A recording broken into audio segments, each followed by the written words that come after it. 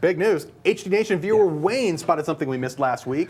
Blu-ray.ign.com is reporting that Star Wars Blu-rays are in the works. Woohoo! Lucasfilm director of fan relations, Steve Sansweet, said, quote, "We had been at work for a couple of years working on, I won't call it the ultimate set because we keep finding stuff, but a very full set of all 6 movies on Blu-ray with lots of extra material.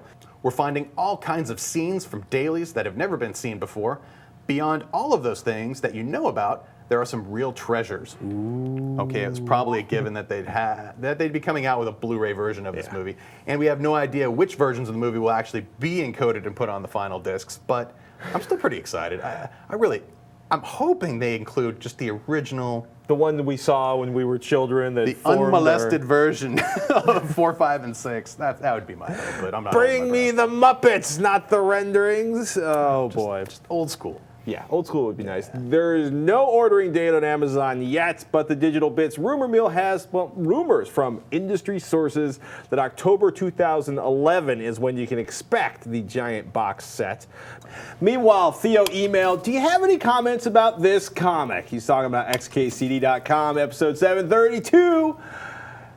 "It baffles me that people find HDTV impressive." This is a line from one of my favorite cartoonists ever, Randall Munroe. And in this episode of XKCD, thoroughly mocks 2 of my favorite things, HDTV and 24 frames per second playback. Hey, and when you scroll your mouse over the cartoon, the title text reads, quote, "We're stuck with blurry, jittery, slow panning 24 frame per second movies forever because thanks to 60 frame per second home video, people associate high frame rates with camcorders and cheap sitcoms, and thus think good frame rates look, quote unquote, fake, unquote, double unquote." Randall, I trust your math, I trust your physics, I love your humor, I can live without the puns, but 24 frames per second is how movies look in the theater when you leave your room and see them on a big screen, which is why we think good frame rates look fake. And yes... Well, the refresh rate is 48 or 72 hertz in the theater, though. To get technical. But the whole comment about PC resolution being HD, and we've had that for like ever on the computer side. Absolutely. Yeah, that was kind of like but that's the small screen. Yeah. And you gotta stretch that out and make it bigger, though. And you probably haven't been watching movies on that screen that look particularly good scaled up to that high resolution HD,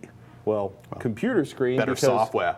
Yeah, well, the high-def content didn't exist. Oh, by the way, Avatar sold 6.7 million copies in the first 4 days it was out on disc. 2.7 million of them were Blu-rays. That's a lot of Blu-ray movies. Yeah, it's pretty crazy, actually. But no 3D. The people that track the sales were like, Crazy Heart was #2, amazing Jeff Bridges movie. I think they sold like less than 5% of the DVDs that Avatar sold. Avatar is crushing it. It's also crushing a lot of people. It's been a bit, it's hurting people. A lot of people bought the disc, ran home, put it in your Blu-ray player, and found that it didn't work. A couple of you wrote in about that. Fox claims it's users that haven't updated their firmware. However, a lot of the people who have updated their firmware and still found that the Blu-ray disc of Avatar won't play claim it's a problem with the DRM Fox dropped onto the disc.